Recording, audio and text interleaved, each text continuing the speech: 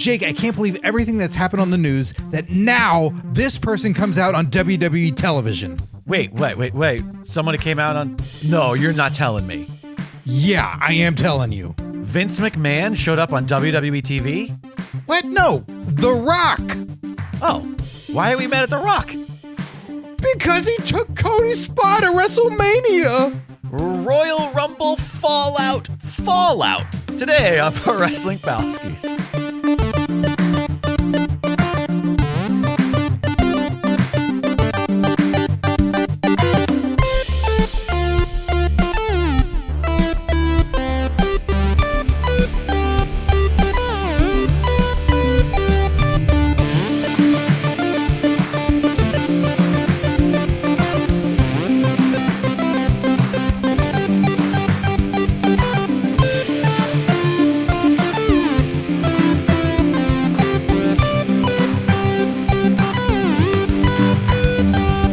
Hey, Scott Narver. Hey, Jake Lloyd Bacon. Hello to everybody out there. Thanks for joining us for yet another PWP. A special thanks. Calm down. Whoa, why? What am I doing? Am I coming in? Calm down. Am I coming? I have too much energy? Too much Rumble Fallout energy is just rushing through your bloodstream. Oh, I'm sorry. Here, let me get a good stretch in. Oh, there we go. You sound like Chris Jericho when he wakes up 4 days from now post cruise, and he's just like, ugh. He's got the cold Krusty the Crown. Who do you think sang "Tainted Love" better? Dan Aykroyd in Coneheads, or Chris Jericho in the Jericho Cruise? Dan Aykroyd in Coneheads. Mike Lucas, because that lives in my head rent free, as the kids say. Mike Lucas in the chat. Oh, no matching orange shirts. Yeah, sorry, not today, Mike Lucas. But of course, thanks to everybody joining us in the super exclusive patron-only live stream. If you want to join in the chat and just be a comment on our clothes, be a part of the show in real time, then you need to get access to that exclusive stream, which is only available at patreon.com/pwpalskis. That's patreon.com/pwpalskis. Come in, join us, hang out, shoot the shit, and have the opportunity, of course, to become the champion. We must acknowledge the current PWP World Champion, AJ0314, a.k.a. Binary. AJ0314 will defend that title later on today. This very episode, at the end of it, we're going to have our February Patreon Palski Championship Battle Royal to figure out who our romance champ is for month of February. Oh, yeah, the belt with the smooches. Yeah, it's got like little lovey hearts on it. It's got it like me and you doing this on it. Yeah, I'm never good at that. I always like make a kidney or something at first. You have long. You know what it is? You have long fingers. Yeah, I do. This? Yeah. This? Yeah, there you go. You're kind of there. Yeah, there we go. Look at that. Oh, you're so cute. Someone screen grab it. Okay. And to the point of the live interactive part of this whole show, we have a hotline. We're going to be getting to that a little bit later on. You can always call that. It's open 24 hours, 7 days a week, 747-666-5606, about things that you want to talk about, because today we're talking Rumble Fallout. Next week, we're going to be talking about a lot of the Vince McMahon stuff and all things the McMahon legacy. So this is a very interactive time in which people are like, I got shit to say. I'm going to leave a comment on TikTok and I'm going to do this. Be involved in the show. Jump in the live stream and join the live chat as it's going and affect the show. Call in the hotline. This is the time of which people got a lot of shit to say about what's going on in wrestling. So highly encourage it. Yeah. Who knew wrestling fans had such strong opinions about things? They should be allowed to have a show in which wrestling fans can go and yell and say stuff during the show. Oh, yeah. No one's ever thought about that. That's why we're doing it here. By the way, Tim Redbeard, in reference to the PWP Championship Battle Royal happening later today, says Dwayne better not be in the bowl. I got news for you. He's half the bowl. Yeah, we've filled this up. We filled half of this jar up. with pebbles, and if I pick one of the pebbles out, well, that's The Rock, baby. So yeah, we're talking Rumble Fallout. Speaking of the Patreon, the last pre-show that we did, it might now be 2 pre-shows ago. I'm not sure, depending on when Scott posts stuff. But we talked all about our reaction to the Rumble because obviously Scott and I record every 2 weeks, and so it wasn't like super timely to be that like, one is up. Yeah, but we didn't want to do like, oh, let's do a Rumble recap 2 fucking weeks later when everybody, we're on the Discord, everybody knows how we feel. But if you are curious to hear our immediate reactions to the Rumble before any of the other stuff happened, you can find that in one of the most recent pre-shows there on the Patreon. But man, people have got opinions. The Rumble happened. We've got our Rumble victors. We've had a full week of television. No, I'm sorry. Victor never won the Rumble. No, but did Connor? The other dude from Ascension. Connor? No, Connor didn't. Sorry, no, not fake Colt Cabana or fake Christopher Daniels. Neither one of them won. No. Oh shit. I owe some people some money then. We've had a whole week of TV. Victor and Connor. Yeah. I paid them to not win Rumbles. I was like, please don't. Could you guys do everything you can to not win this? I'll give you 20. Oh man. I'll give you $20 each. Biggest payday for them two ever. I'm being mean. I really like the Ascension. I thought the Ascension were very, very, very good. You do. You do. Especially, I like them in NXT. I did not like them when they came to the main roster, but I liked them in NXT. Hence, they're fired. Anybody that I really liked in NXT will be fired once they come to the main roster. I have that. I have that power. You sit there going like this, like, I don't like you anymore. Well, all right, get rid of him. Son of a bitch. That guy better pay us to not win Rumbles. We've had a week of television since the Rumbles. A week and an episode, I think, at this point. We have Bayley has decided who she's gonna face. So we have a question mark. Seth Rollins. Yep. Bayley versus Rollins. We have a question mark for Rhea. And it's probably a Perth and outcome.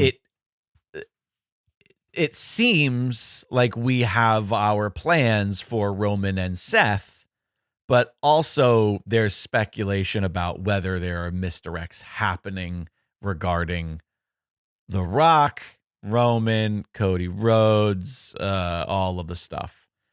Did you watch any of the segments this past week? Sure did. I haven't seen everything, right, but I've certainly seen the main one. Yeah, I watched that the ones. People are up and their arms are also up for. Did you watch the Seth? I know that you have a hard time listening to Seth Rollins speak, but did you watch the Seth Cody It's promo? all senses. If I had to smell him, I wouldn't want to do that either. Watching him, hearing him, any of this character, it's I can't tolerate it. I'm struggling. So I did not watch. I watched Seth and Gunther from 2-ish weeks ago, right, to hear that Seth's update, and then beyond that, I'm like, nope, that's it. I can't. Got it. So fill me in on that one. So on Monday night after Rumble, yes. I don't know, it might have been 3 weeks ago. Cody comes out and it's clear that he's going to pick Roman, the blah, blah, blah, finish the story. Seth comes out and interrupts him. And Seth. That's so AEW of him. God. Seth makes kind of a good point on the fact that, why are you going to challenge Roman Reigns when this is the title that you should want? And he makes a case for... He makes a case. Well, he makes, I don't know. I think that it was come on. You beat me 3 times and once heavily injured. Yes, come on. I think I got your number. You're 100% right in that if you think about the immediate history, it's not very smart on Seth to be like, hey, guy who beats me a lot, why don't you take my title from me? But if we're playing that Seth's a baby face here, and they sent him out with an impossible task. And this is when I'm going to give Seth a ton of credit here, because I feel like for as much as we dog on this fucking obnoxious character that I know, even our Palskis here, like we've got a lot of people who fucking love him. He's just not my flavor in this version of character. I think he's even less your flavor. I like him more than you do. But oh no, it's a vile allergic reaction. Yeah. It is the X-Pac heat. It is the go away heat. Right. It is.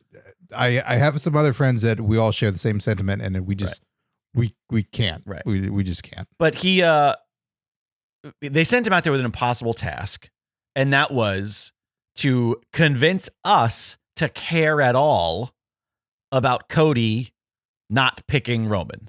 And while I think ultimately we all go, yeah, no, he needs to fucking beat Roman. This is the goddamn story we've been telling for 2 years now. While that's the case, I think he did a great job with a very difficult task. He kind of buried Roman, and he buried the fact that even though, by the way, the undisputed champion, like, we all get that that's the one with the fake lineage. They're all fake lineages, but that's the one. Like, Roman's title is the one that has the real life. Yeah. That's the one. We all know that. But Seth has the Cracker Jack prize. Exactly. Yes. I won it in Saudi, and I only beat a couple of people. I didn't beat the guy who's beaten me constantly for it. Sure. So, yeah, in the fans' eyes and everybody else's eyes, Right. it's no, that's I don't want that. But essentially, but he made a good point in equating the type of matches and the wrestler that Roman is to the big, the WWE style superstar thing, and he equated his title with essentially like, the NWA and with it was stretchy, but it was well delivered. And Seth turned his voice down to a normal fucking speaking voice and delivered it honestly. Was he just laughing? No, there was no no cackling. And it was pretty good. And Cody sold it well, as far as being like, all right, shit, you make some good points, blah, blah, blah. I highly suggest watching it if you can stomach it, just so that you're in the know, even though you'll fucking hate it. That's the least of my priorities. Right. I'm glad you sold it well, but I imagine the second I start watching it and I hear the justifications that you're making that I think you're making sound better. But I might, what Seth would. I might not. Actually, I think I'm making it sound worse, to be honest with you. I think I'm not doing a good enough job of recapping. I didn't think I'd have to recap that promo, so I didn't do my research here. But in any case, that's what happened on Monday. So he came out. Cody comes out on Friday. Now with the week to think about what Cody said, and that's what you saw, where he's like, "Oh, I spoke to some counsel, and out comes The Rock." What Seth said. Yes, I'm sorry. What Seth said. Unless he was talking with Cody Angle. Which I I think sometimes you got to, if you want that special counsel right there, you talk to Cody Angle, right, figuring out what's going on. Yeah, I have a little brother out there in the world named Cody somewhere. Maybe he was talking to my long lost estranged brother. No one can keep track of all these floating pieces of bacon out there. Fucking, you don't know the half of it. All sizzle. But so that's where we're at. So it seems like Seth got in Cody's head, and Cody went, "You know what? You're right. I have beaten you a lot, and that's an easy victory. So I'll just take that one." And he says he spoke to some counsel. Rock comes out. But so I mean, let's think about what he said, though. You're jumping over. Many I was going to say, things. Can you think about what Cody actually said in that promo? I think this is why there's like people think that it's a swerve, or there's speculation that it's not as clear cut as people say it is. So first off, this segment was like it was making the rounds immediately. Like Mark was in front of the show. We had watched the Rumble together, and then he said right away, he's like, "Hey man, did you watch SmackDown?" I'm like, I can't watch it for a little bit. He's like, "You have to watch this segment. I want to talk about it right away. So just check this out." I saw the segment in full. Okay. And I think this happened with many people. This just became a huge share and a huge thing going on. So I enjoyed the segment. I liked the fact that the Cody, Roman, Council, and Rock segment overall left more questions than answers. I agree. I didn't walk away with all the negativity. I was intrigued, and I wanted to see what was going to happen next, because while jumping over some of the points, like Cody acknowledges he's not going to fight Roman at WrestleMania. Right. Cody does acknowledge, I want everything now. He's coming for him. I want to take everything from you. I want that title. He makes it, as he says, abundantly clear. Yes. I want that title. Yes. And I want everything else. Yep. I want to take everything from you. Does he want Heyman? I don't know. Does he want a bloodline? Right. I don't know. He's going to take his children. literally he's coming for those fucking girls. Doesn't he have? And he's going to let Mike Tyson eat them because that's what he does. He's going to eat his children. Oh my God. WWE Hall of Famer. That's children eater. Terrible. I didn't know that. So he's saying he wants all these things, but just not when he expects it to happen. Right. I was intrigued by, cool, we're breaking the pattern of a Rumble winner can only win or can only cash in at Mania. Right. So that means something else. I get excited again for the idea of that I've been harping on for a long time now, the Madison Square Garden match. Right. That he also brings up again that at Madison Square Garden, his father fought superstar Billy Graham for the title. Handed the title. And then had won it, or, thought he won it. It was in his hands, and then the ref took it away from his hands because Dusty told the ref to. Right. You can see it in HD now. He's like, take it from me. Take it from me. What the fuck?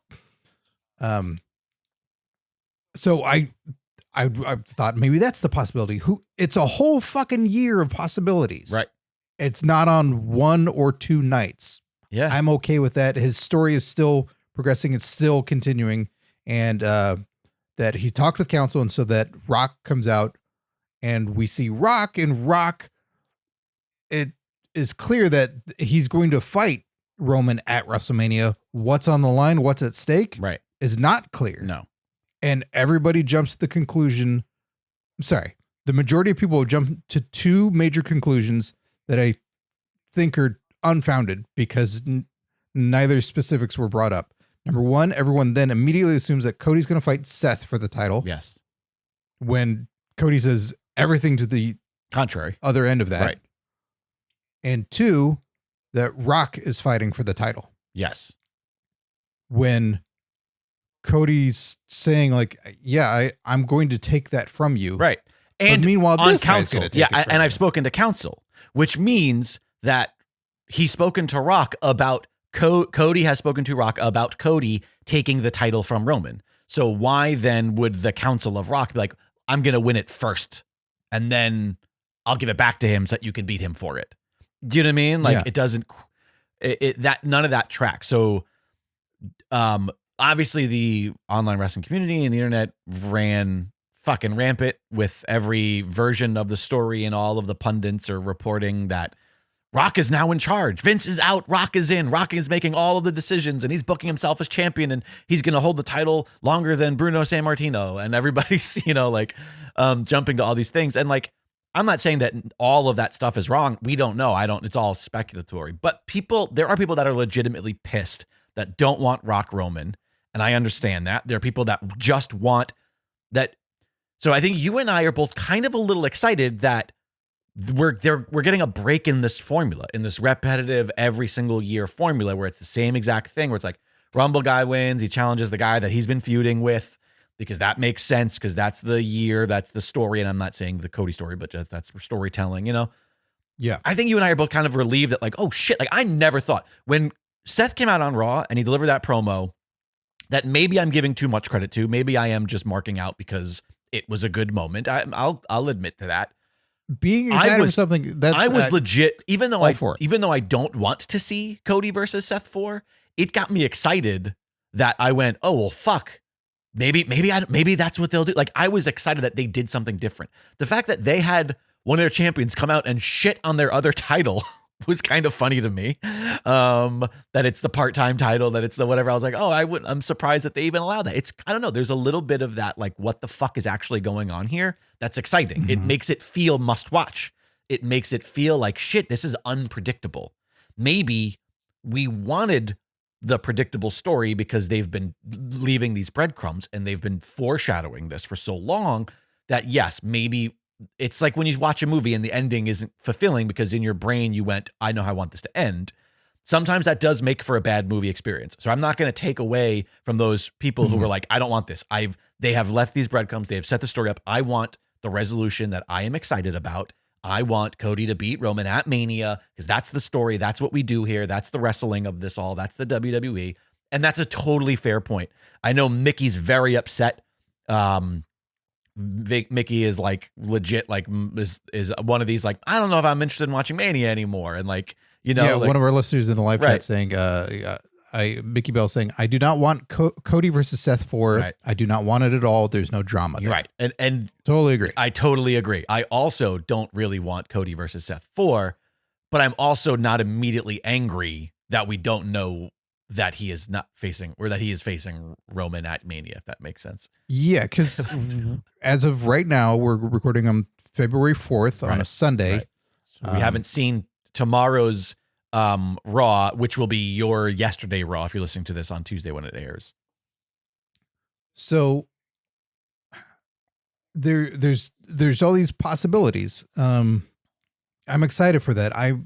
While yes, I am conditioned because that's what wrestling does, right? Wrestling conditions us. Yeah. This is why when either newer or sometimes fans that have just seen a lot and wonder like, why do I got to see this guy? Why do I got to see some big monster guy come on TV weekly and beat some jobber guy? Like, what's the point? Right. I'm sick of seeing these types of matches because it's all about conditioning, right? It's all about the idea of see this guy, you learn the moves that they do, and then you see the finisher and you go, that guy's dominant. They win. Then they fight someone on the roster. Another actual competitor. Right. Oh man, he's never faced a threat like this before. Who's going to stop this guy? So, yeah, of course. All that conditioning. So we've had the same conditioning now with a long-term story with Cody having this big chase. Yes. We've had Cody taken after his dad, knowing that the money's in the chase and that's where the drama is, and putting a spotlight on it and calling it finishing my story. Right. And finishing a story, as he also addresses in the SmackDown before The Rock comes out, is it just winning your title, or is there more to it than that? I'm moving my goalposts. I'm going to take everything from you. Right.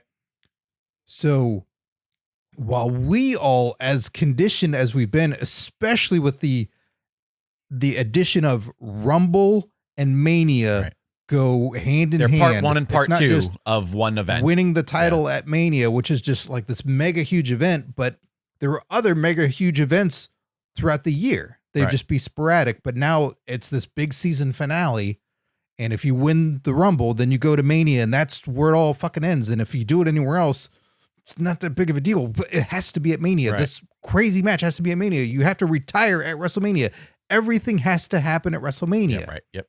And I think that has just been too much. And while, yes, it's a great thing to do and it's a fucking huge show and you want that to be for your top mega star, but if they're attempting something else and all the people that are going like, I want Triple H to succeed and I like what he's doing. I like this new long-term storytelling. He might be going after something kind of fucking ambitious here. Yeah. He might be doing something that has been in collaboration with Cody. For sure, they've been talking about this for a long time and trying to figure out what works, what doesn't. Rock has always been in the picture for the past couple of years. They've been trying to, it's always been Austin, Taker, Shawn. Like they throw fucking shit tons of money at him every year for Mania, and they've always been in the mix. And the Rock thing they've been trying to make happen for years. And the fans have been wanting it for years. Right. But now, since they've been conditioned so much to see the conclusion of Cody versus Roman, and for him to win the title, this is now the time they go, no, no, not now, not now, but it's got to be now, yeah. And they might have something else that we don't know yet that could be really great as a substitution, because I think it's unfair to the point you're saying where we don't know if this is the ending that doesn't satisfy us yet. Right, exactly. Because we don't know even where Cody's going to do the next thing. Right. By the way, Tim Redbird in chat says, I hope we are all in a situation where we have to apologize to WWE Creative for doubting them. Yeah, I will say this. As of right now, I'm intrigued. Doubt is fair. Doubt's great. But right now, I am intrigued. I'm not happy. Okay, I'm not thrilled, but I'm intrigued. But simultaneously, like I'm thinking back, and I know it's been lightning in a bottle that they haven't been able to really recapture except maybe once. But I keep thinking back to Yeselmania, to Daniel Bryan, to from Daniel Bryan's Rumble to Mania, and that story that was told, and how that was one of the most feel good, incredible Manias. The closest they came to it was Kofi Mania, a few years back. Like, I do feel like while you have a big star like The Rock, and like you said, it's got to happen, and it's got to happen now, right? Because it's not, if the window is open, you got to take advantage of it. Because for all we know, it's Rock's Hollywood and football outings have not gone well. He's now part of the board. Right. This is just the window to do it. The window physically for him is closing. Right. There's just all kinds of stuff to it where this is it. Right. This is, you got to do it. And who knows actually about Romans as well. Because we know he's had health issues 100%. In the past, and that guy needs a fucking break at some point soon. So also, I apologize. I don't remember if it was Mike or Tim. I feel like maybe it was Tim. I apologize. Someone in our Discord said yesterday about like, oh, I wanted to finish story. And the response was, yeah, when the dust settles, all you're left with is a dusty floor. And I was like, ooh, that's very, very deep, but also kind of a good point. It's like you said, as far as like, oh yeah, speaking of dusty, hey, look at that. I didn't even mean to do that. I thought you did. The drama's in the chase, you know?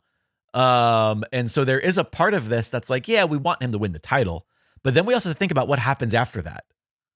And with Punk out right now, because of the injury, which is another blow, that could add to the frustration of, all right, so I don't have Punk now. What the fuck? Right. I do kind of feel like, I don't know, with the exception of immediately moving on to elevating, maybe McIntyre really needs, I'm so bored by McIntyre right now, and I don't want to be because I like him. Yeah, I like him, but I haven't, maybe it's because I like that he's an asshole now. Oh, don't get me wrong. I like the character. I like that he's gone to this like heel tweenery thing, but also I don't believe he's got a shot at anything at the moment. I don't think he's a threat to anybody. All right, McIntyre's dad. Wait, was that a thing he said? Did he say my dad doesn't care about me anymore? His dad never read his book. But, I think he could use some elevation. I'm glad that Cody and Shinsuke had to have a nice little program, but didn't feel like it was. He's probably in a great spot right now. Like with Punk being out, I think McIntyre is probably the front runner to fight Seth. And I kind of see maybe that's where it's going. But although the point I was trying to get at was, let's say we all got our what we thought was going to happen, whether it was our wishes or not. Cody beats, Roman at Mania. What's next then for Cody as champion? What's the story that you then tell with him as a defender that isn't just, oh, Roman won it back by cheating in the bloodline 3 weeks later or whatever? Because like once he has it, why do we continue to care? Who steps up? Who steps up is the question I'm asking. Everybody. Yeah, right. And that's kind of what I'm getting at. There's so many fresh feuds for him in that role. Right. I think. Sure. I also wanted to point out, I think the other thing that they've not necessarily stumbled on, but I think when people look at this whole Rock situation and they say like Rock's throwing his weight around, Rock's coming in for the title, his ego's out of control, like he wanted to be Black Adam in DC and threw around his weight there, and he's doing this, he's doing that. It's a marquee match. I think he's very well aware of that. I think he knows this is something that is helpful to the company.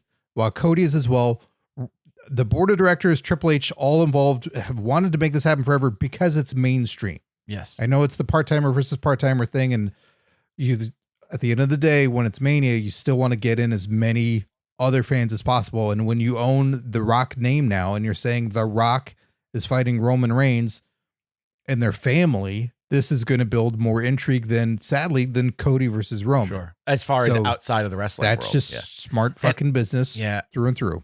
The other thing that they've done that I'm sure is very conscious and that Rock has had to fucking fall on the sword for, they created controversy that is taking the spotlight over the other controversy.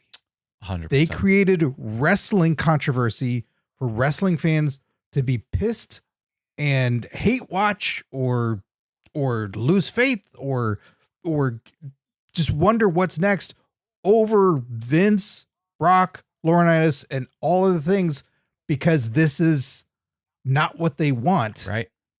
But it's not making them tune out entirely, but they'll be fucking pissed. And this is what the wrestling world is talking about. I mean, even in our episodes when we were talking about what we're going to talk about, we decided to talk about this first over the Vince and other things. Right.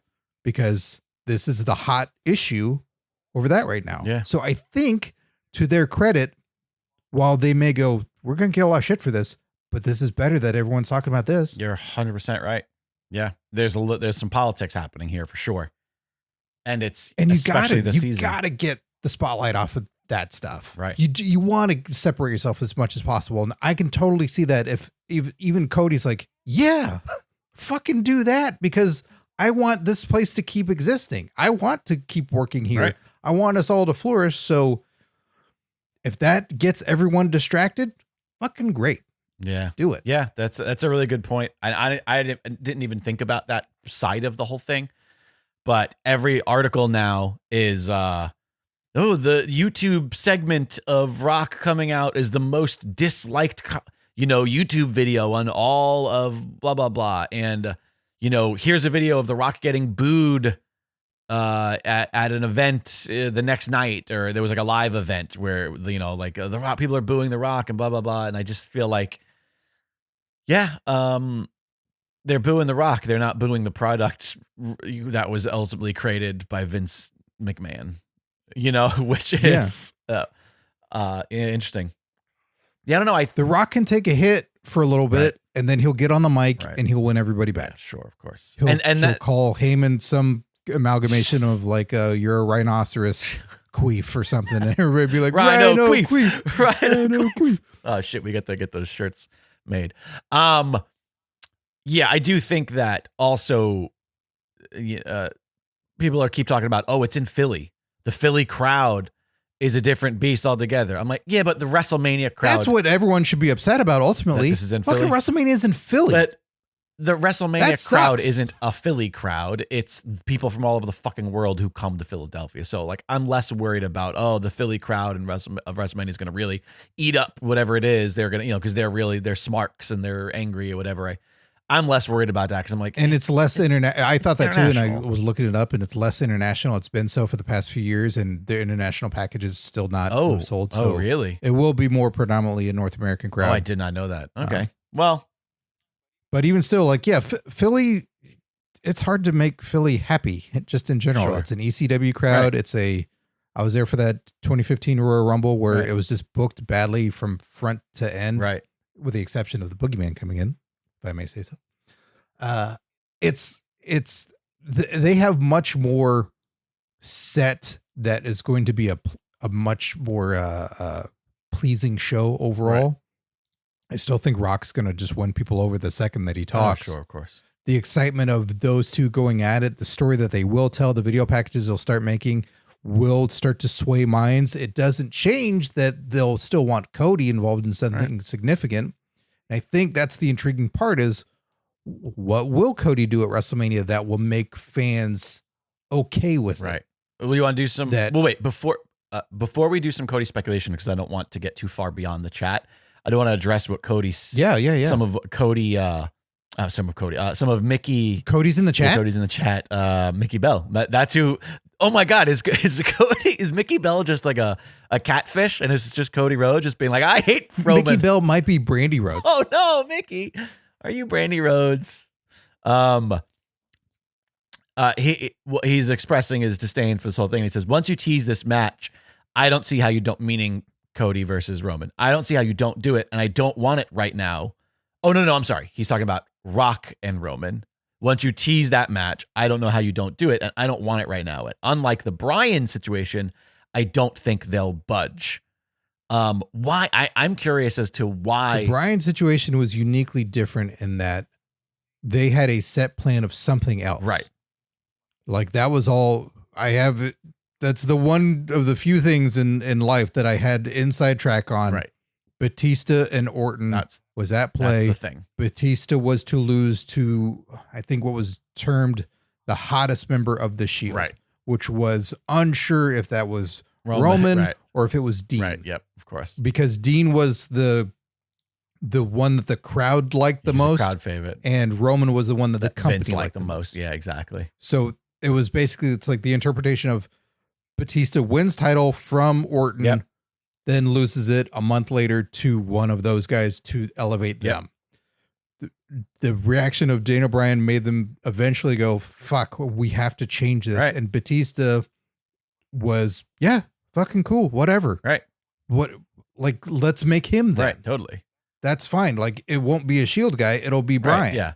So same difference to him. I don't think the Shield guys maybe ever knew what was in line for them in that way. So it's weird how it's great because Daniel Bryan gets it, but then it fucks up the other guys that were gonna get it. Right. Because that's the tricky part sometimes when you see the, like, oh, well, Batista wins. What the fuck? Right. What kind of bullshit is this? Yeah. But what's the plan of him making the next 100%. Right. And I do think the big difference in this instance is that if they do have some plan in play for Cody, it's they're going to try to stage ahead of time what happened organically with Daniel Bryan, where it's like they have the plan, or at least we hope they do, to execute something that is rewarding. So with that said, yes, what does happen? Does Cody face Seth at Mania? Or does he state, oh, my contract or the Rumble contract says that I get to main event WrestleMania against a champion? And does that end up not being a title match because maybe he wins the title prior to Mania? I was really excited you were going to say it was Cody Rhodes versus Rhea Ripley. Yeah. I was like, fuck yeah. Yeah. That's where I'm going at. Let's do that. That's where I'm going at. Like, is there a possibility? Is there any world where a Perthability? Ooh, and that, by the way, we're not Tamina Ing. He's doing a pun. He's doing a portmanteau of Perth, Australia. For the Elimination Chamber. Is there any world the only time of year where I get a multi-man elimination match? Yay. Does Cody take a title from Roman at Chamber so that Rock takes the head of the table at Mania, and Seth, I'm sorry, and then he headlines WrestleMania as champion. Cody, maybe. I don't know. Something that's very possible. Yeah.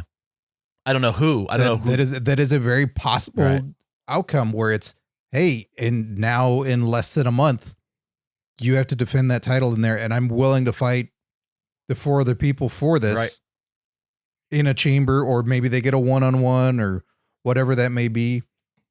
Maybe they got a Saturday night's main event in their back pocket, and they're like, we're going to bust out this thing and this other event, some other thing that could be that leading up to WrestleMania. That is a total possibility that Roman actually does lose the title before Mania. So then it's just Rock and Roman. Right, no title. And we know that to be a case of just, it's fighting for the head of the table. And Cody's got his title going into Mania. The other X factor to all of this, and I might be alone in this, is we've got Damian Priest holding the Money in the Bank. And I think that it's a testament to the star power of WWE right now that Damian feels like he doesn't belong in any of these conversations. And I know that that's my bias against the guy, because he's grown on me a lot since the Judgment Day, but I'm still not like, yeah, that's a guy that we're going to put a fucking strap on. Like, he's a bit muddled right now, and that's they got a lot going on. They've added R-Truth into the mix with Judgment Day. There's just a lot of other stars like Gunther. Right. A lot of people are being elevated in all the right ways, men and women. But their Money in the Bank guy, that's one they don't really never need to worry about, because if they want to, if they ever decide to make that person champion, that's immediate rocket. Right. And the reason I'm bringing this up, though, is that I think he loses. I think he fails his cash-in attempt, and I think it's against Cody as champion, potentially at Mania, right after maybe.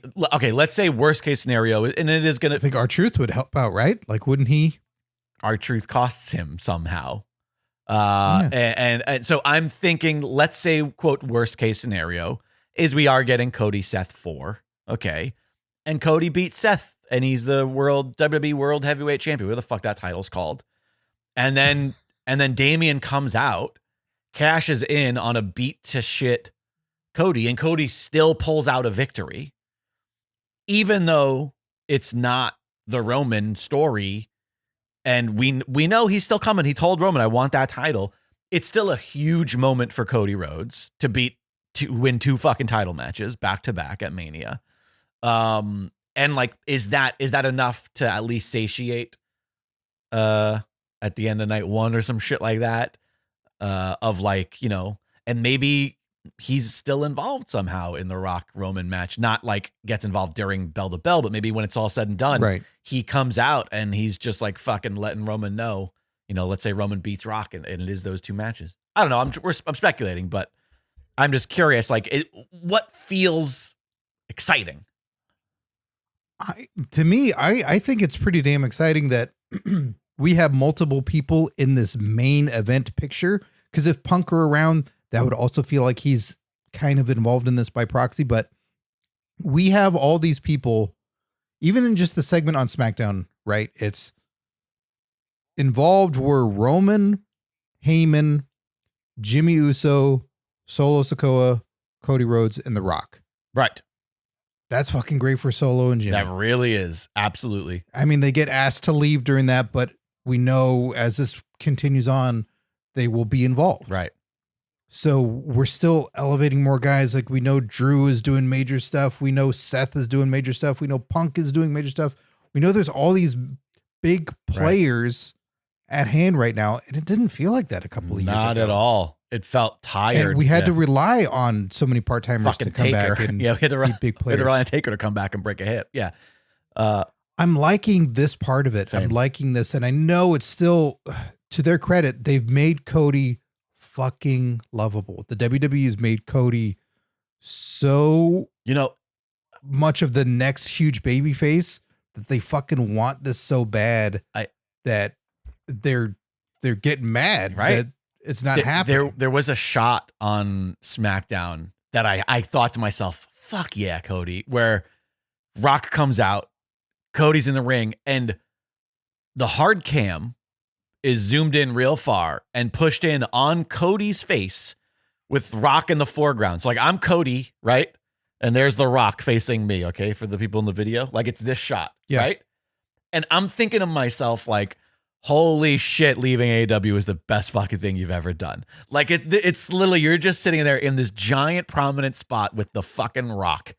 And I'm just like, I'm so happy for this man right now. Like, even though we're all like, oh, we might not get the story, like, fuck, this is huge. This is huge. And I don't think we're appreciating that because we're all being really smarky about wanting Rock Cody. I'm sorry, Roman Cody. But I do want to say again, I want to address the chat here because they're everybody's got opinions. I love the chat when they're hot.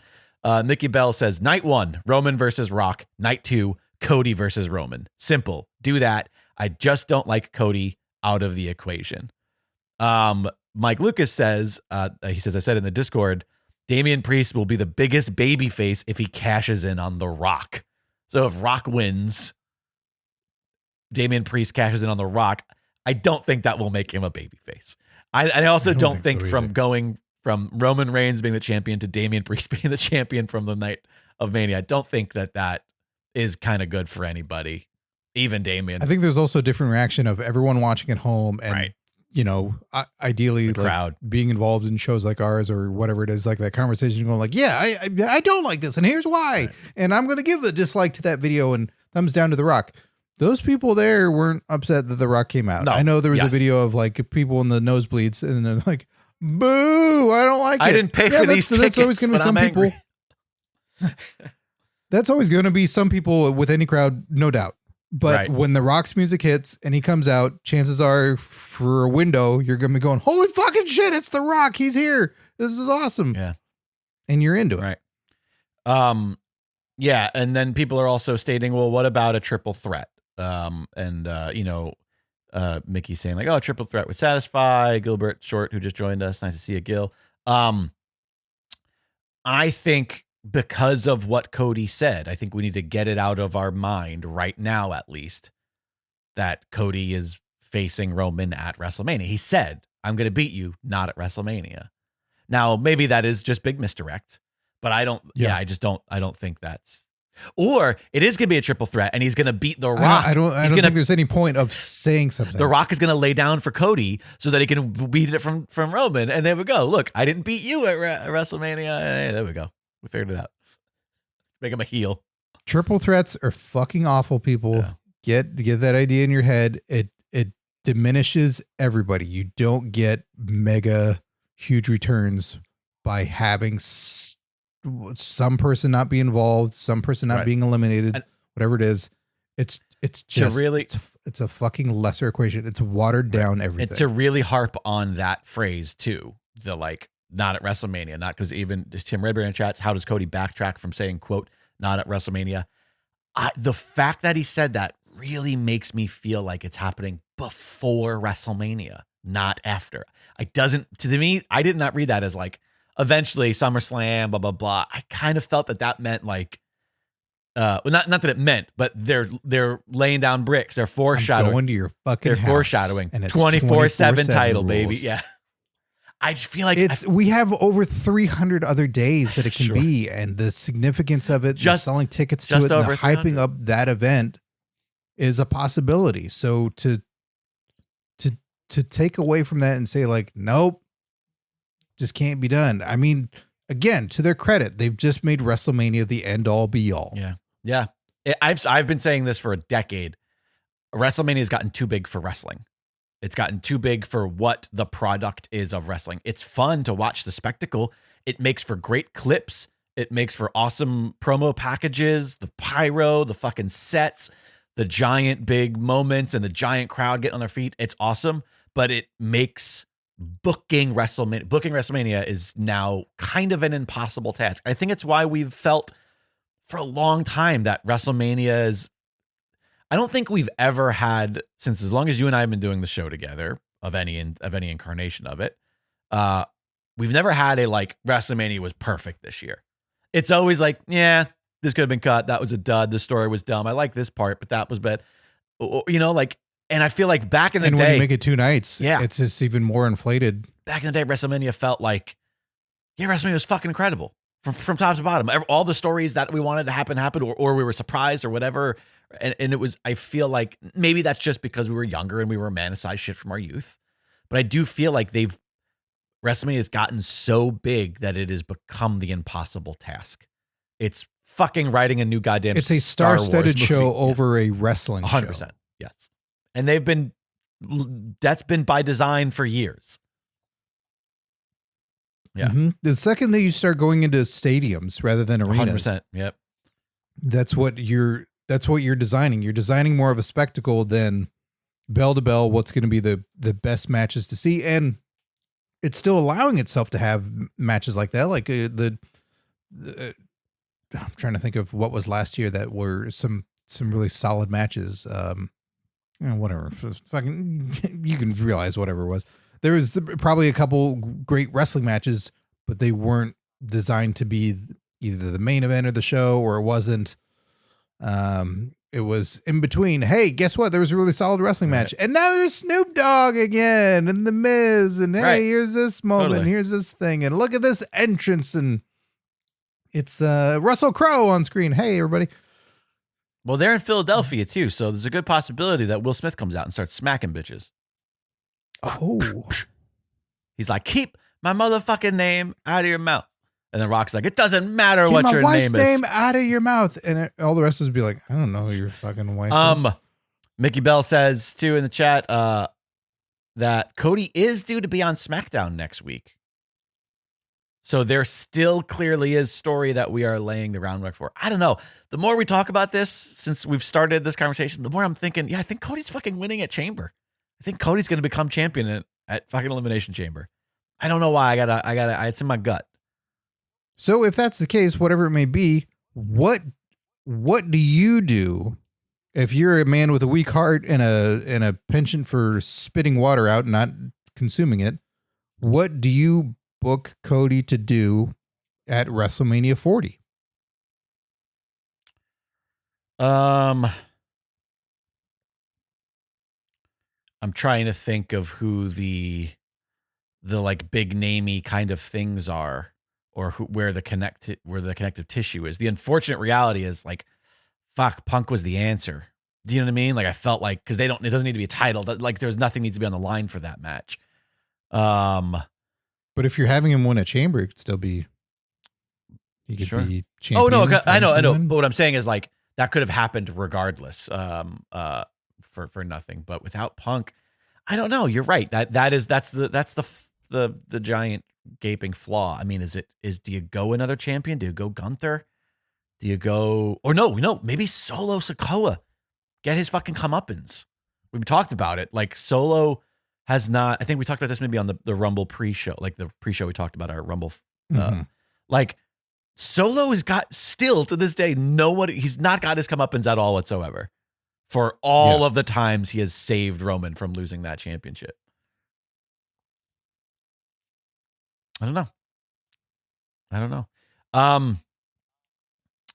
Well, do you want to get to our championship match and leave this to the Palskis to continue having a conversation about in the Discord and on all the other places? Yeah, because I'm sure this will be a conversation that'll come up again later in our weekly episodes. I mean, you can always call the hotline about it, and there will be updates. There will be story things, and I know we can address a few more things of the chat here. So Mickey Bell asking, so you treat the Rumble win as a title opportunity anywhere? I don't think all the time. I think this is a special circumstance because we have, like was mentioned previously, like Bayley says, I'm going after Io Sky. That's happening at Mania, no doubt.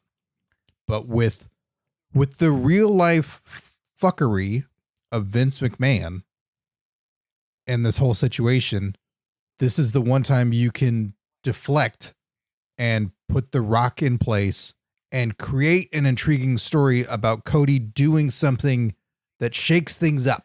Right. Sure. And has us all going, well, what the fuck is this? In fairness, he's more CM Punk than CM Punk is. But also, by the way, when I say that too, I don't mean that that's his reward for winning the Rumble. The reward for winning the Rumble has always been main eventing WrestleMania. They keep saying that over and over again. It's not challenging a champion at WrestleMania. That's, it's always been, you get to main event WrestleMania. That's what they say in the packages. That's what he says. I'm going to win the Rumble. I think that's of recent years. Yes, I know. Yes. Previous years was. 100%. Yeah. But I'm talking about like, that's what we keep hearing over and over again now. And so he still can do that. He won the Rumble, so he will main event WrestleMania potentially as champion is all I'm trying to get at. But I really appreciate everybody joining in with us today. This was super fun. We are going to go take a hotline call or two, but we have some business to attend to before then because Cody Rhodes is the only one trying to finish stories. We've got a bunch of championship Palskis loaded up into the jar to continue to finish, to begin their stories. It is time for... And I have a feeling that some champion is about to cash in on a Hot Dog Mania something or merch. Hot Dog Mania shirts are available now. I don't know if the hoodies got up, but the shirts got up. No, I think the hoodies got up too. Scott, tell the people what the hell we're doing while I take a sip. What the hell we're doing is, as part of our Patreon, we have a certain tier that allows you to be a contender for a PWP championship. Gives you access to absolutely everything that we have on our Patreon, as well as if you become the PWP champ, you get your name and lights on the Discord and in these live streams, and these videos live on YouTube, so you can check them out on there. And as well as you get some free merch or heavily discounted merch, because some of the merch is a little bit higher price point. So you get that available to you as well as getting to pick a watch along match in our watch along series that is on our Patreon. That is not just audio anymore. It is also a video watch along. So you will see our reactions to watch the match, and we do commentary. You'll see the match too. Talk throughout the whole thing. You'll see the match right there in the video too. I want to express that. I feel like we've worked the kinks out on that a lot. I feel like it's real slick. Oh, so many kinks. I feel like we've slicked it. It's real slick now. Anyway, speaking of being slick, Tamina. Without further ado, it is February 2024, and mixing them up and pulling out this one.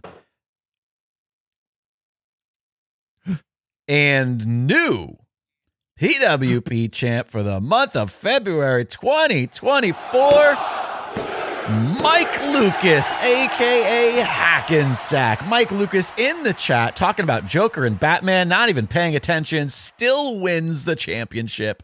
Mike Lucas, thank you for your continued support of the program, and congrats on your championship victory. Great job to AJ0314 for a fantastic reign. And we appreciate everybody who continues to support this program via the Patreon. It's the best way to throw us just a couple bucks. We talk about it all the time. It's because it's really important to us. So if you're sick of hearing us talk about it, well, go ahead and join it. And if enough people join it, we'll stop talking about it because we won't have to. It'll just be its own thing. We'll still keep like, about well, if this many people did it, then we'll keep saying it. Hey, we don't run ads. We don't run ads. So there's that. We don't run any ads. This is our ad. Our ad is support us directly. Otherwise, in the near future, you're gonna have to hear about fucking MeUndies or fucking Audible. Oh, Jesus Christ. Let's talk about, because I know none of you fuckers read. Blue Apron. So here we are. We're going to say, like, get an audiobook. The first one's free or whatever. You already signed up with a bunch of other. You did it for Jericho. You signed up for all these other things via Jericho or somebody else's podcast.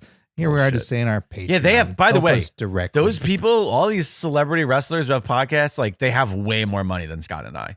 Like, we could use it more than they do, is all I'm trying to say. You bought a shirt a long time ago with that person. Yeah. Jake has come up with Hot Dog Mania merch, which is Hulk Hogan as a goddamn hot dog. Say we're scraping the barrel? And it's great. It is probably the best shirt we've ever designed. Okay. We're going to go take a hotline call or two. Scott Narver, say goodbye to the live stream. Thank you for joining us live stream. This was super fun. I'm glad we got to talk about some current wrestling stuff and just working out all them kinks. 747-666-5606. That's the number to the Pro Wrestling Palskis hotline. Scott Narver, you want to see what the hotline has in store for us today? Fuck yeah, I do. Hey, fellas. It's Lewis from Houston, AOPW_figures on Instagram. And seeing as how it's Rumble season, I kind of wanted to ask, has there ever been a pick that you had for the Royal Rumble that just realistically was never going to actually win the Royal Rumble? In previous years, you can almost even kind of see what direction they're going to go with, whether it's the men or women. It's going to be between a selection of certain people. All 30 participants aren't actually in favor of winning the Rumble. Have you guys ever had a pick that you just were rooting for so hard that just realistically was never going to win? For me, it was in the 2002 Rumble, the one where Triple H came back from the torn quad. Mr. Perfect was a surprise entrant, and he makes it all the way to the final three, even outlasting like Stone Cold in that Rumble. Completely just knew he was never going to win, but I thought it was the coolest thing, and I was like marking out completely. So Mr. Perfect would be mine. Yeah, love to hear what you guys is. Happy New Year, and love the show, guys. Peace. Bye. Lewis, AOPW Figures on Instagram. AOPW Figures is his Instagram handle. I'm assuming that it's like a observational comedy channel where it's like, AOPW Figures. That's what I assume. Like, go figures. Like, it's just him figuring out life. That's my guess. I don't know. I'm just speculating. It could be a deep dive on all the authors of Pain books. Yes, that's what it is. AOP writing. That's what the W stands for. Figures. Yeah. Yeah. Okay, we're sorry about that, Lewis. We didn't mean to make fun of your name. We love you. You're the best. And when do we ever make fun of names on this show? My answer to this question, and I know that we got it as a misdirect one year, but my answer is literally every time Santino Marella was ever in a Royal Rumble. So the 40 every single time. For sure. Yes. But honestly, like, just once, I always wanted like one of the very fun, sort of more comedic, the guy who's known for just getting beat up, right? One time I wanted them to win the Rumble just so that for all of time, when they say anybody can win it, it's anybody's game, they can at least cut to a fucking clip of somebody who actually was an underdog, because an underdog never truly wins it. Just because someone came out first, you're still one of the top 5 guys in the company. It doesn't mean you're truly an underdog. You know what I mean? Like, I always wanted and Santino, I thought, was that guy, because I felt like Santino could have a WrestleMania championship match that the fans would be so invested in, even if he just fucking loses. Right. We wouldn't feel like, oh, that's bullshit, he should have won because he won the Rumble, because he was gonna be the underdog, right? And he could have had a good showing against who the fuck ever of the era. You know what I mean? Like, it was always Santino. It was always Santino. Who the fuck ever of the era. Yeah, whoever were the champions of, because he was around for a while. I like it. Yeah. I agree with the one that was said, the Mr. Perfect. Like, I totally got wrapped up in that one at the time, because I love Mr. Perfect. And then when it became real, when you're seeing him and he's doing great in it, it's like, holy fuck, he could win. He could win. He could win. The other one that I did get totally wrapped up in was no pick beforehand, because I wasn't watching at the time, was 1998's on, I watched it on VHS with my brother. That's the one where Foley comes out as all 3 personas. He comes out as Cactus Jack first. Right, yeah. Later, he comes out as Mankind after being eliminated as Cactus Jack. Right. And then finally comes out as Dude Love. When he comes out as Dude Love, I'm like, holy shit. What if he wins as Dude Love? Like, that would be amazing. And I got so sucked into that idea. I don't think he lasts very long as Dude Love at that point, but he's coming out of that entryway of just like I'm so fucking tired, raising my fist in the air like, we're going to do it this time.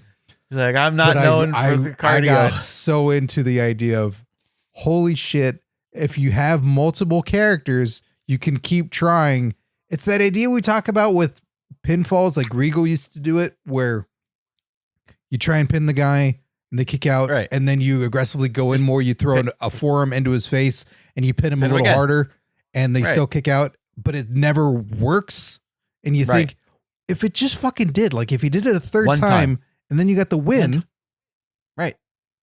Holy shit, that'd be amazing. And I thought the same thing. And by the way, if you for the rest of time, when he does that, we'll actually think there's a chance. Like, like Kane could have come out one year and he gets eliminated, and he's like, good thing I brought my fucking dentist jacket. And then boom, he gets eliminated again. He's like, I got that fake Diesel gear. Fake Diesel wins the Royal Rumble. Diesel. But it has to say fake Diesel on the Chiron on the bottom, of course. That's right.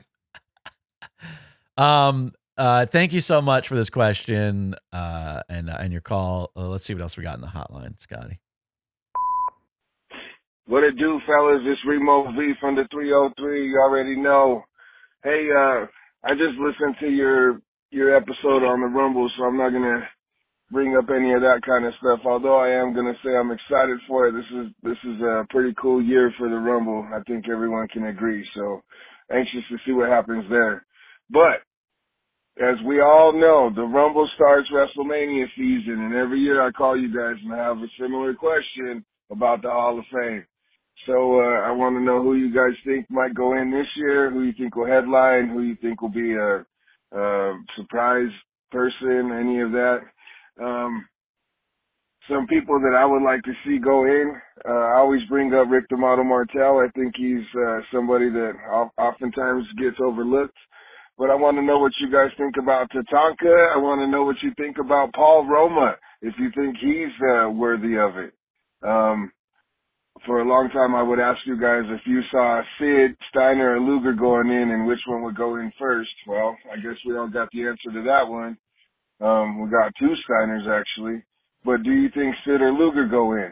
So if y'all could answer some of those and let me know what you think, I appreciate it. And also, I know some of y'all haven't peeped out some of my stuff. Yes, I am that Remo Vinci that did all of Dale Rutledge music for his podcast and for his intro before.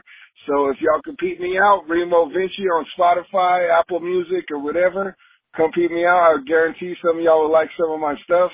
And I know some of y'all haven't heard it yet because Ricky Bell ain't got no place in Gibraltar, so I know somebody needs to peep me out on that side. No, I'm just kidding. But for real, though, if y'all could check me out, I'd appreciate it. Anyway, happy WrestleMania season, y'all. Hope everybody enjoyed the Rumble. Remo V getting a plug-in. See, listen, you need to get a plug-in. We're the place for you to get a plug-in. That's how you do that shit. That's how you see you sneak it on in there, and you name drop someone previously on the show. Yeah, that's where you go. We never do that. He's right. He calls every year with this. It's a great question. I feel like because our picks never come true, they all stay the same. So I feel like there's going to be the people that I think we've had a couple that come to fruition now. Kaufman finally went in. Sure, you're right. That was true. I feel like every year we talk about jazz. We never believed Steiner's to come true, and that came true. Right. Yeah. Because you love Rick Steiner. Oh, one of my favorites. All the Steiners, every Steiner. If it's a Steiner, I'm all about it. Rick Steiner more so. Obviously, I'm a real Steiner. You're so controversial. You're a real Steiner shiner, yeah. Jazz and China as a solo.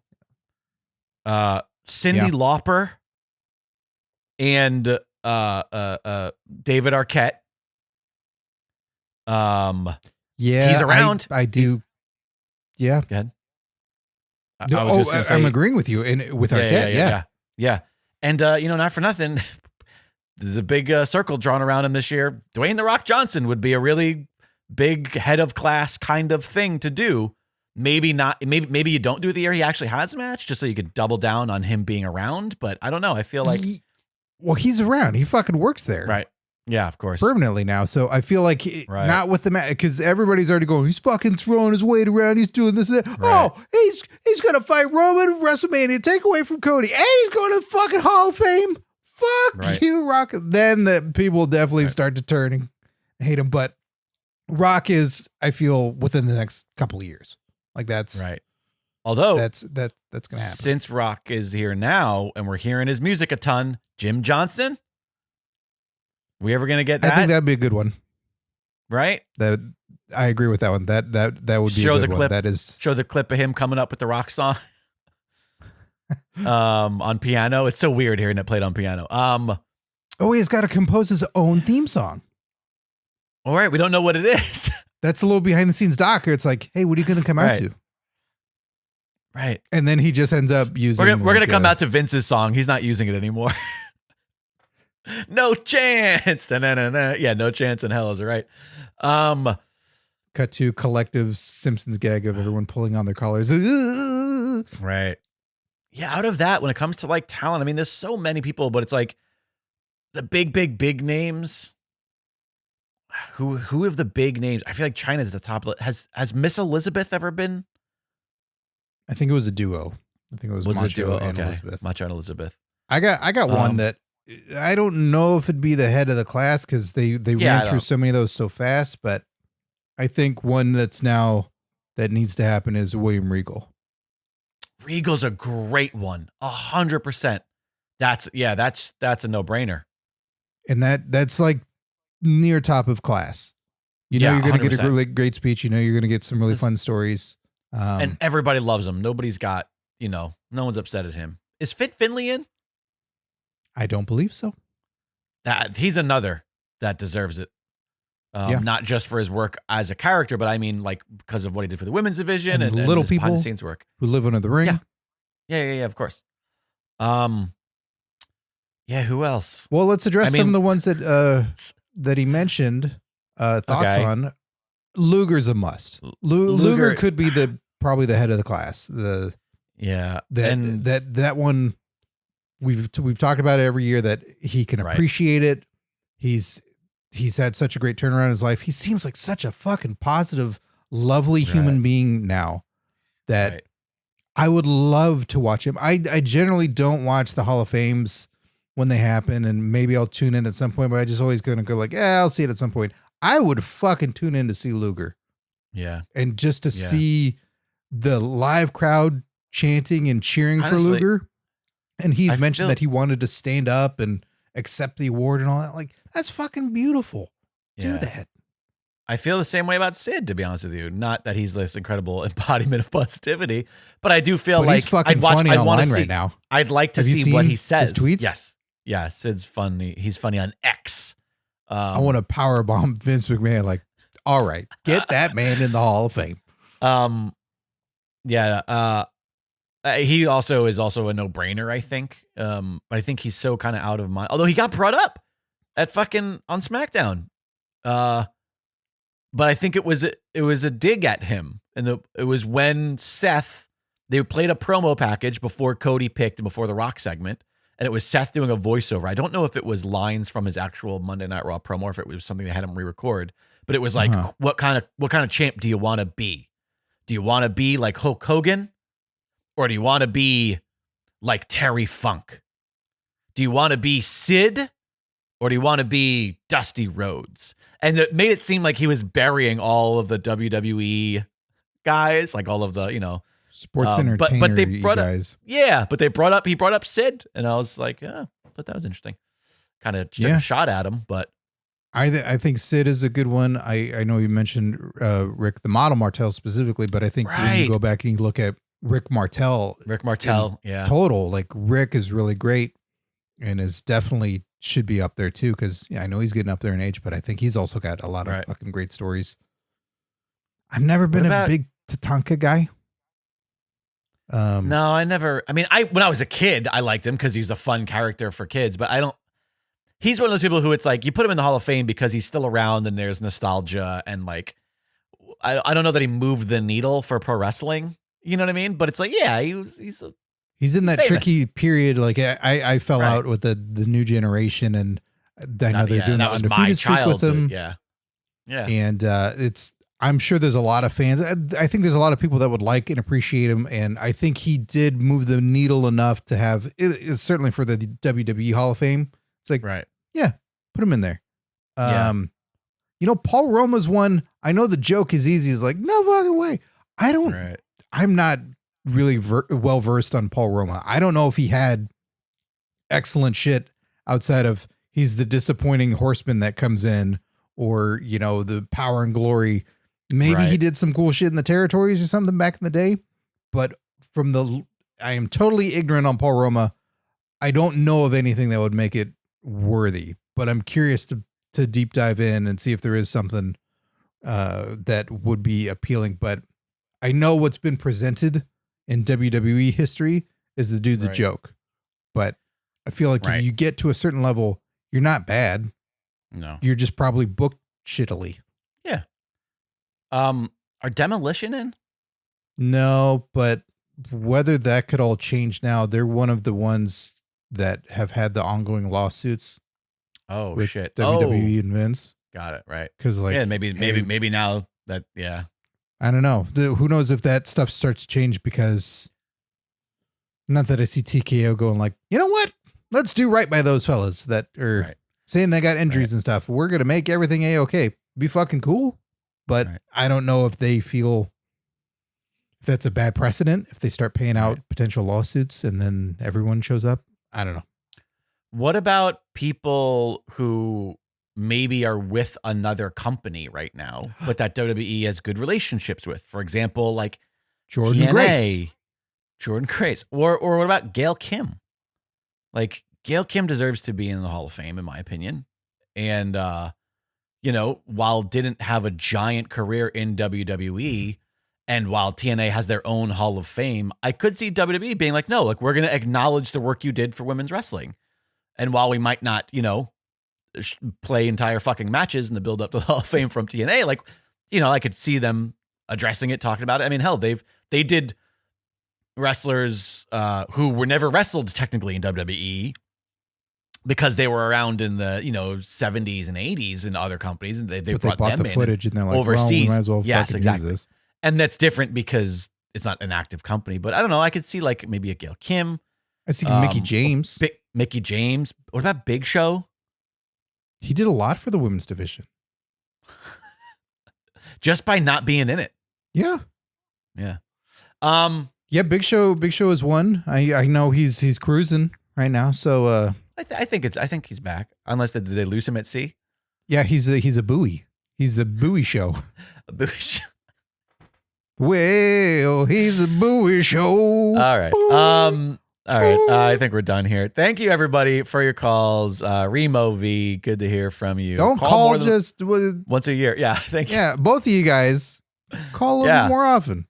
It's 747 and call your mothers too. 5606. If you're calling us this infrequently, call your mothers. I don't co-sign that. 747-666-5606. That's 747-666-5606.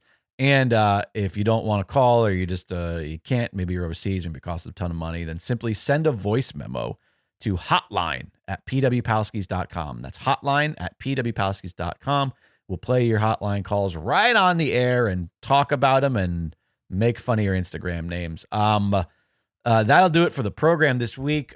Super fun chat. We are officially on the road to WrestleMania. Obviously, this is going to be a conversation that does not end until Philadelphia, unfortunately. But as we've alluded to earlier a million times, please check out the Patreon. Great way to support the show. Also, the shop. Fantastic merchandise. We've got hats, we've got mugs, t-shirts, hoodies, phone cases. We've got the brand new Hot Dog-a-Mania shirt up, which is very ridiculous and fun and silly. Can't wait for my Hot Dog-a-Mania footy pajamas. I am telling you what. Where do you see where I put the Hot Dog-a-Mania? Maybe wait until you see where I put the Hogan dog. I don't know what you call him. It's a Hot Dog-a-Mania is the name of the design, but what do you call him? Hogan dog? Hot Dog Hogan? Hot Dog Hogan. There it is. Boom. Hot Dog Hogan. Hulk Hot Dog? I think Hulk Hot Dog has a better Hulk Hogan. Hot Dog Hogan. Hulk Hot Dog. It sounds like the same syllables. Ho Dog. What about just Ho Dog? Hogan and Hot Dog. Portmanteaued. Hot Hulk Hogan? Nope. Not calling him that. All right. Anyways. Where do you see where I put old hot dog skin? On your footy pajamas. Anyways, yes, you can find all of that as well as links to social medias and hot dogs, so much more, so much more at pwpalskis.com. pwpalskis.com. It is your one-stop shop for all things pro wrestling Palskis. And of course, by becoming a patron, only place you get a retribution name, because here at the PWP, bad gimmicks never die. Scott Narver, we need to thank our current Patreon Palskis. Also, don't forget maximum male model names. That's right. We do it all here. So thank you to all of our current Patreon Palskis. Let me just update the champ list here. AJ0314, aka Binary, aka Matrice69, Alex Pierce, aka Figs, aka Zetoys, Alice Raider, aka Invasion, aka Yves Joie, Andrea Beeler, aka Pollen Hate, aka Achu Detest, Curtis Mason, aka Hurtis, Gilbert Short, aka Goliathon, aka Batal Underoos, Mass Llama, aka Spitz, aka Jakara Lover, Michael Beltran, aka Limestone, aka La Natural, Miguel Diaz, aka Bipod, aka Too Much Husk, Mike Lucas, aka Hackensack, aka Luger Testicle, aka the new PWP champ, Suicide, aka Tim Bemis, aka War Trek, aka Tussle Quest, Tim Redbeard, aka Blood Fuzz, aka Blue Diffuse, Tom Hader, aka Cupid, aka Cherub, and Tony Griggs, aka Big Griggs, aka Grand Grisois. Thanks to each and every one of you for your continued support of the program. We truly appreciate you. We hope that you had fun joining us today. It's always a blast hanging out with you, the Pro Wrestling Palskis. Internet! I'm Coy Jandro, a Bostonian who loves pop culture, comic books, and people. And I host Coycast. It's a podcast about all those things. If it fits in on a con floor, we talk about it on Coycast. Myself and producer Jake do previews, reviews, deep dives, and tinfoil hat theories about everything from movies, TV, and the comic books themselves. I also like to dish out comic recommendations from my 100-plus pull list a week so you know what's best to buy. So join us, True Believer, on Coycast.com or wherever you're listening to this podcast right now.